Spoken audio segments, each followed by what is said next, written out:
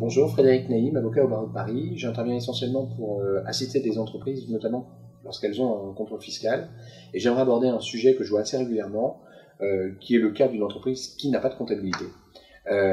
Comment doit-elle réagir face à l'administration fiscale lorsqu'elle n'a pas de comptabilité? Alors, je pense qu'il y a déjà une chose très simple à faire, c'est certainement pas de faire la politique de l'autruche à vouloir refuser de rencontrer le vérificateur. C'est le plus mauvais conseil qui puisse exister.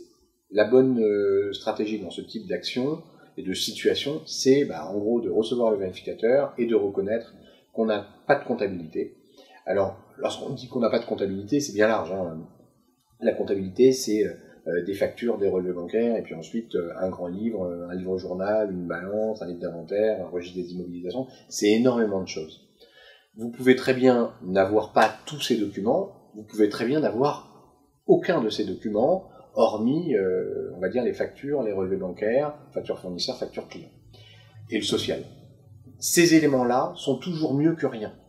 Vous ne serez jamais pénalisé parce que vous n'avez produit que ce que vous avez fait faire pendant l'existence de cette entreprise. Donc, mieux vaut communiquer ce type d'informations et ne communiquer que cela, plutôt que de ne rien communiquer du tout, puisqu'en ne communiquant rien du tout, vous serez dans ce qu'on appelle une opposition à contrôle fiscal, qui génère des pénalités de 100%, alors qu'en ne communiquant que des éléments incomplets, mais au motif que vous n'avez rien fait d'autre, vous n'avez pas tenu la comptabilité, il n'y a pas eu de comptabilité informatisée par exemple, et bien là on ne pourra pas vous appliquer de pénalités différentes.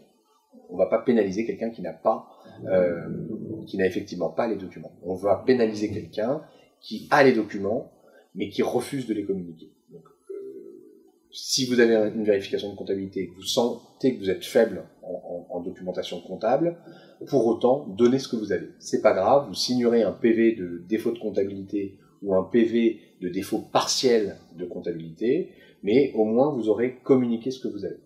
Voilà, ça c'est un point très important. Sur l'aspect maintenant comptabilité informatisée, de plus en plus, lorsque vous avez une vérification de comptabilité, on vous demande la tenue d'une comptabilité informatisée.